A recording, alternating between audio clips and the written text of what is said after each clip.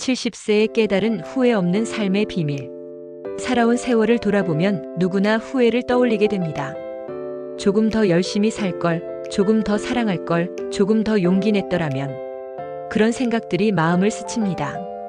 하지만 70년을 넘어 살아온 분들이 공통적으로 말하는 것이 있습니다. 후회 없는 삶에는 단순하지만 깊은 비밀이 숨어 있다는 것입니다. 오늘은 그 이야기를 차분히 나눠보려 합니다. 첫 번째 비밀은 건강입니다. 많은 분들이 말합니다. 돈도 명예도 결국 건강을 대신할 수는 없다고. 어떤 분은 젊은 시절에는 늘 바쁘게 일하고 술자리도 많았습니다. 결국 60대에 대장암 수술을 받게 되었지요. 그때부터 그는 생활을 바꿨습니다.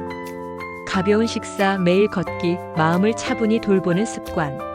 놀랍게도 70세가 넘어서도 여행을 다니고 손주들과 활기차게 시간을 보낼 수 있었습니다. 건강은 거창한 것이 아닙니다.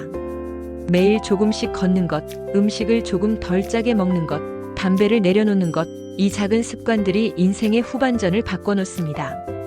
우리가 흔히 하는 말이 있지요. 건강은 잃기 전에는 그 소중함을 모른다고. 그래서 오늘 이 순간부터라도 몸을 돌보는 일이 가장 큰 재산임을 잊지 말아야 합니다. 두 번째 비밀은 사람입니다. 살아보니 성취보다 중요한 것은 결국 사람이었습니다. 어떤 어르신은 평생 직장에서 성공을 위해 달려왔습니다. 하지만 정작 은퇴 후 곁에 남은 것은 외로움뿐이었습니다. 친구들과는 오랫동안 연락이 끊겼고 가족과도 거리가 있었습니다. 그러던 어느 날 그는 오래된 친구에게 전화를 걸었습니다.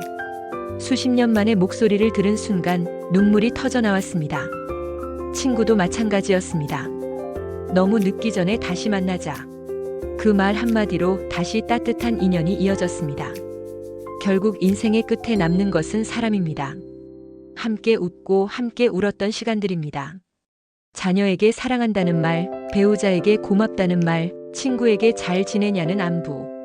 이 단순한 말들이 우리 인생을 후회가 아닌 감사로 채워줍니다. 세 번째 비밀은 마음을 비우는 것입니다. 우리가 붙잡고 있는 집, 재산, 명예. 언젠가는 모두 내려놓을 수밖에 없습니다. 그런데 내려놓는 순간 마음이 훨씬 가벼워집니다. 한 분은 은퇴 후에도 여전히 권위와 자리를 내려놓지 못했습니다. 늘 불만이 많았고 화도 잦았습니다. 하지만 봉사활동을 시작하면서 달라졌습니다.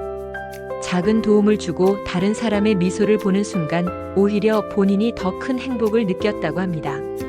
우리가 가진 것을 움켜쥘수록 마음은 텅 비어갑니다. 하지만 조금씩 나눌수록 마음은 다시 채워집니다.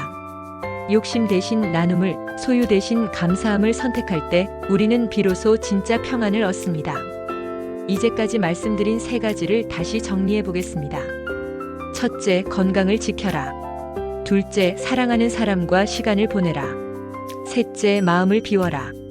이 세 가지는 너무 단순해 보여서 젊을 때는 잘 보이지 않습니다.